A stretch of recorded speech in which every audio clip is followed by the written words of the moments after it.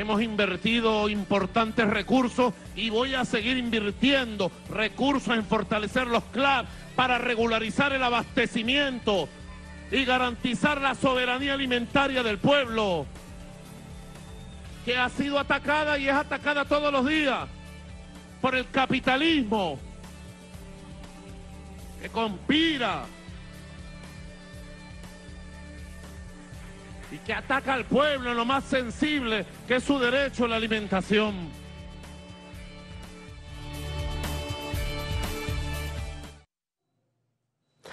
Bueno, seguimos con nuestro programa, escuchando a nuestro presidente Nicolás Maduro con esas orientaciones, con esos análisis tan profundos y tan orientadores que de una manera consuetudinaria nos da.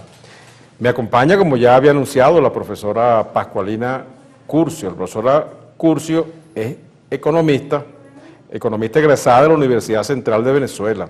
Es magíster en políticas públicas del IESA, 1995, doctora en ciencias políticas de la USB, de la Universidad Simón Bolívar, desde el año 2003. Y además la profesora Curcio es profesora titular de la Universidad Simón Bolívar. Ha sido consultora del Banco Mundial e Interamericano del 96 al año 2000, ha sido directora ejecutiva también del Instituto Dr.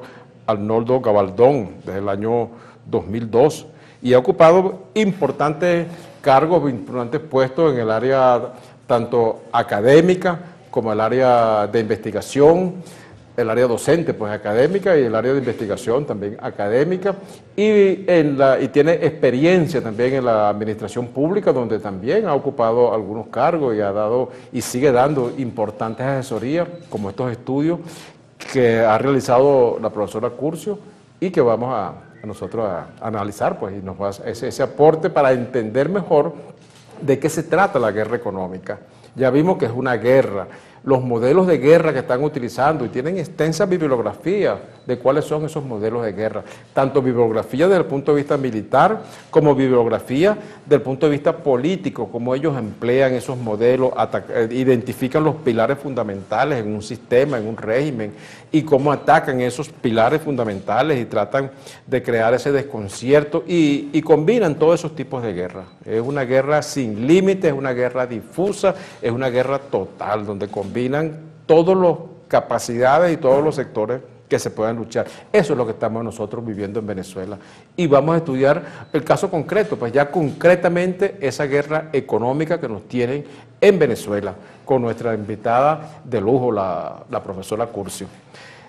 Hay una matriz de opinión que la derecha ha tratado de imponer en Venezuela, ha tratado sin éxito, de decir que el modelo socialista es un modelo fracasado, es un modelo que fracasó y que históricamente ha sido un modelo fracasado, que el modelo que puede triunfar y que puede lograr la mayor suma de felicidad, le falta poco para usar esas palabras también, porque ellos tienen esas características, ¿no? Como ustedes saben, ellos nos roban palabras de nosotros, nos roban modelos de patrones que nosotros tenemos, los deforman, los cambian y lo quieren regresar y lo quieren imponer totalmente cambiado. No les extrañe que los que hemos escuchado pronto hablando de la mayor suma de felicidad posible, cuando ellos son antibolivarianos y son antipatria.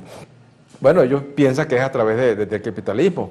Entonces, vamos a preguntarle a la profesora Curcio y a escuchar su opinión acerca de esa matriz que la derecha intenta todavía de imponer, que el modelo socialista, específicamente en Venezuela, el modelo chavista, ha fracasado.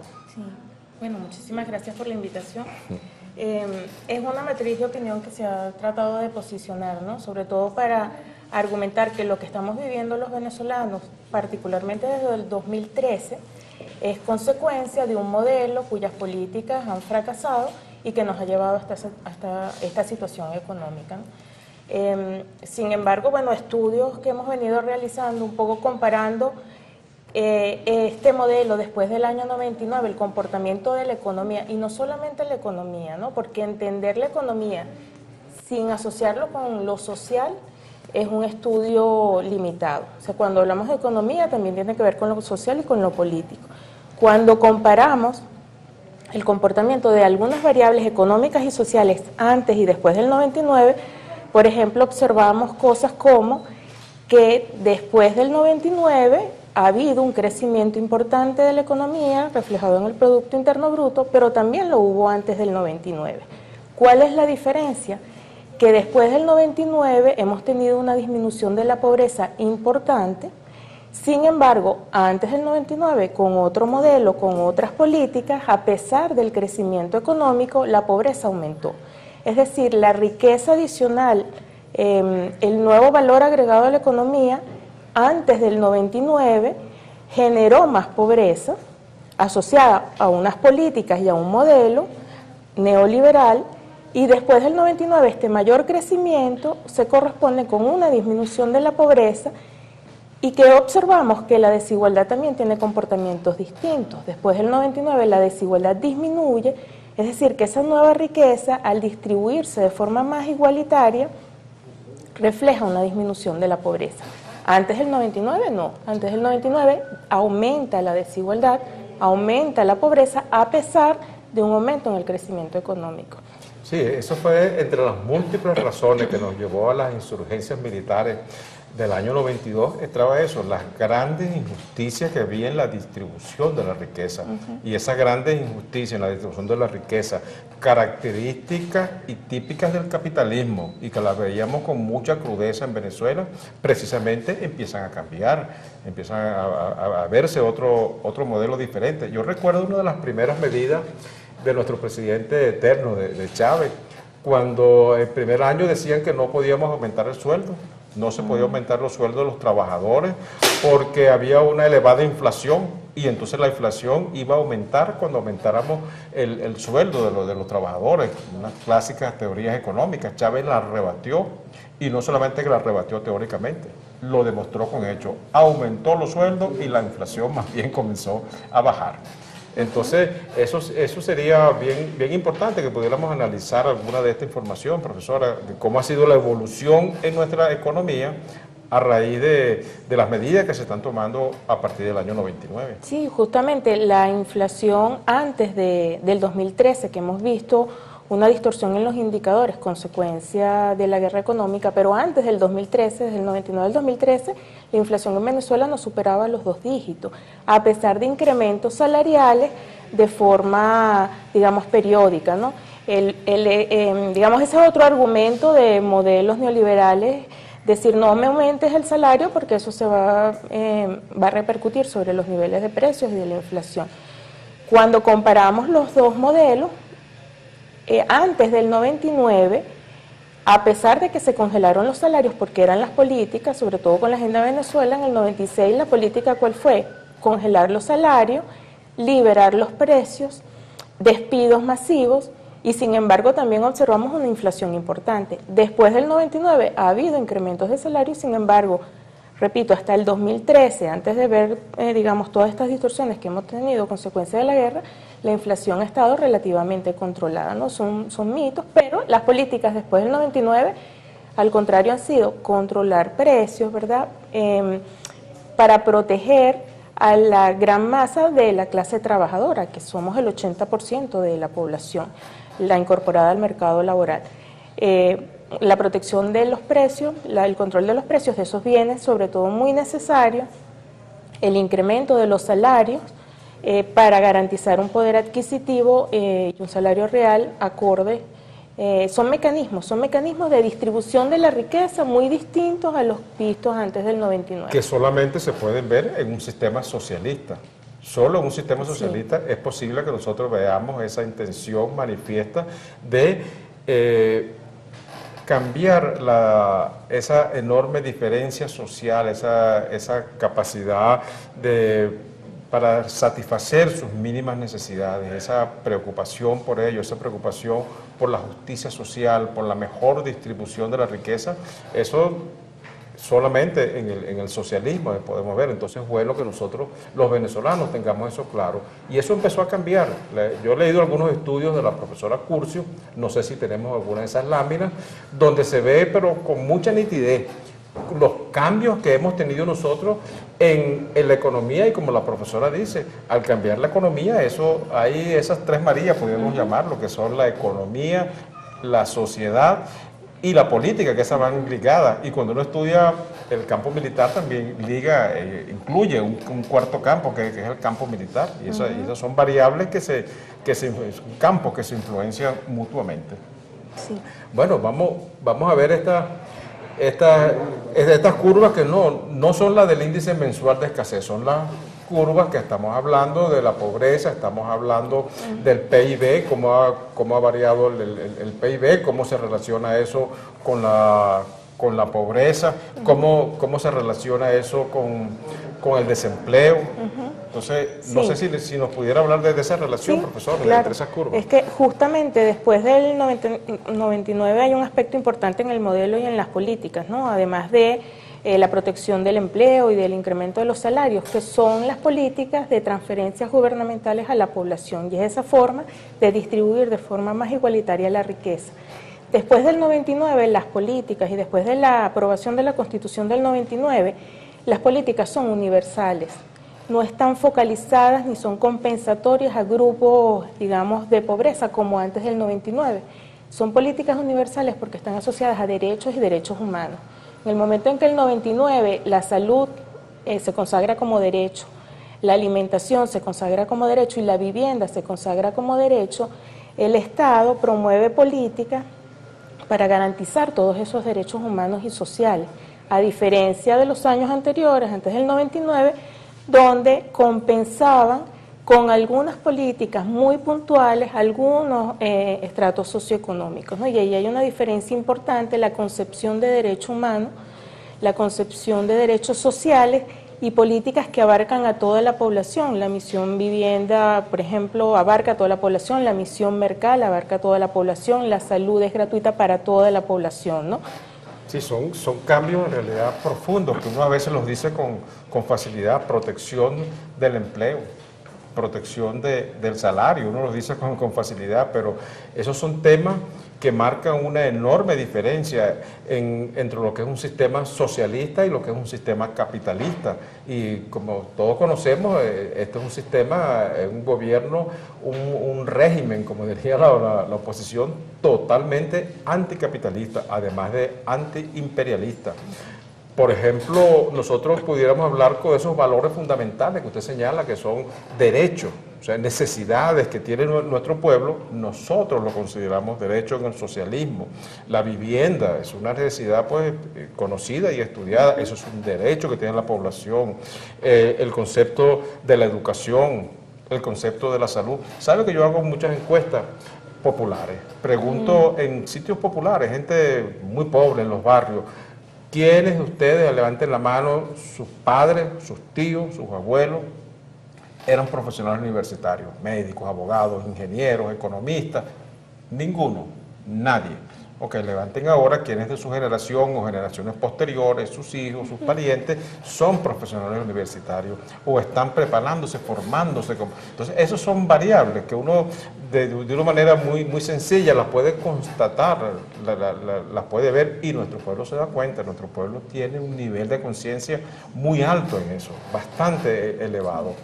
Pero ese índice de pobreza, las metas del milenio, cómo se han reducido en nuestro país, precisamente producto de la economía, producto de las medidas económicas que se han tomado, de las cuales los industriales, los capitalistas, los que tenían directamente uso del poder para beneficio de esa clase explotadora, por supuesto que son enemigos, por supuesto que se declaran en contra de ella, y por supuesto que tratan en todo momento de presentarla como cifras falsas, ¿no?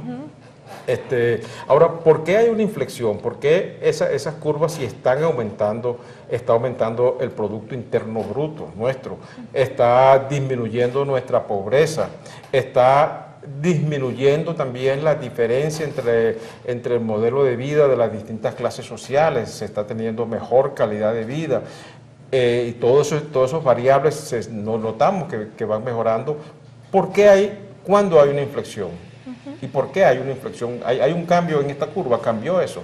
Sí, bueno, a partir del 2013, que es donde nosotros hemos identificado que hay un cambio en algunos indicadores económicos, ¿no? Por eso decía que hacer un análisis, es decir, estamos en una crisis económica, social y en una crisis humanitaria sin ver otros indicadores es como muy, digamos, osado, ¿no? Hablar de una crisis económica en general con niveles de desempleo del 6%, históricamente los más bajos, hay que revisar muy bien y con lupa qué es lo que está ocurriendo, ¿no? Cuando el desempleo se está comportando de esa forma, o los niveles de pobreza, o la caída, por ejemplo, de los hogares con acceso a vivienda, o los niveles de alimentación que incluso a pesar de estas acciones por parte de algunos sectores desde el 2013, observamos que en el 2015 el venezolano consumía y consume 3.092 kilocalorías en promedio anual, superior a lo que establece la FAO como mínimo para seguridad alimentaria. Entonces, analizar solo el indicador de la inflación o un indicador de escasez sin observar qué es lo que está ocurriendo en general en lo económico y en lo social, pues digamos un análisis limitado. Efectivamente, desde el 2013 es que nosotros, inicios del 2013, incluso algunos indicadores desde mediados del 2012, algunos indicadores económicos han mostrado un cambio, además, donde se mostraba una tendencia relativamente constante y de repente un incremento y una tendencia exponencial. Por ejemplo, la inflación es uno de los indicadores que hemos observado que ha tenido un cambio. Y en economía eso tiene que tener alguna explicación, ¿no? Sí. Quizás, profesora, esa explicación pudiera encontrarse, bueno, son muchas la forma de verla, ¿no? Pero la definición de lo que es pobreza, cómo definimos nosotros lo que es pobreza, cómo define el capitalismo, que tiene otra concepción, tiene otra forma, tiene otro enfoque, tiene otra mirada diferente sobre la sociedad, monetarista totalmente, siempre individualista, pensando ellos cómo definen pobreza, distinto a cómo en el socialismo nosotros definimos pobreza. La misma aspectos económicos como la producción, ¿para qué es para ellos la producción? ¿Para qué es la producción que nosotros hacemos? Es un tema totalmente diferenciado, cuyos resultados se pueden ver plasmados en los índices del milenio, por ejemplo, en las reducciones de pobreza y en todas esas variables sociológicas y económicas que se palpan al relacionarse con la sociedad. Sí, bueno, con respecto a la pobreza, lo que hemos observado incluso hasta 2015, la pobreza medida desde el punto de vista estructural, que mide necesidades básicas insatisfechas, ha disminuido, a pesar de todo lo que hemos vivido desde el 2013. ¿Qué es lo que mide esa pobreza? Mide las condiciones de la vivienda, mide las condiciones de hacinamiento, el acceso a servicios básicos, los niveles el acceso a la educación y los niveles de ingreso. Vamos que mide, incluso deja por fuera algunos aspectos, ¿no?, que consideramos que son importantes, y ese es un punto interesante, que siempre hemos dicho que en estos modelos nos quedamos cortos con algunos indicadores. La alimentación no está medida allí, sin embargo, ha habido muchos avances reconocidos incluso por la FAO con respecto a la seguridad alimentaria en Venezuela, indicadores de salud, que se reflejan en el cumplimiento de las metas del milenio, en que Venezuela alcanzó incluso antes del tiempo previsto, ¿no? Y con respecto a la producción, digamos también en estos modelos hablar solo de producción o solo de incremento de la riqueza, sin hablar de cómo se distribuye, para nosotros es limitado, ¿no? Nosotros no solamente es aumentar la riqueza, porque es importante, está bien, aumenta la torta, pero ¿cómo la repartimos? Claro. No es igual que incremente la torta y que todo vaya a un pequeño sector, que era lo que ocurría antes del 99, a que incremente la torta y esos pedazos más grandes se distribuyan de forma más igualitaria, y además algunos pedazos también vayan a sectores que antes no tenían acceso, ¿no?, a riqueza, bienes, a servicios, etcétera. Sí, bueno, todos estos desarrollos de nuestra economía, todos estos desarrollos positivos fueron, me comentaba la profesora, y revisando sus estudios que tiene ya pues por publicar, hasta el 2012. ¿Qué pasó entonces en el 2012? ¿Qué pasó en el 2013? ¿Qué hizo que empiece a variar, que empezó a cambiar Esto fue efecto de la guerra económica que vamos a tratar en el próximo segmento, de esa,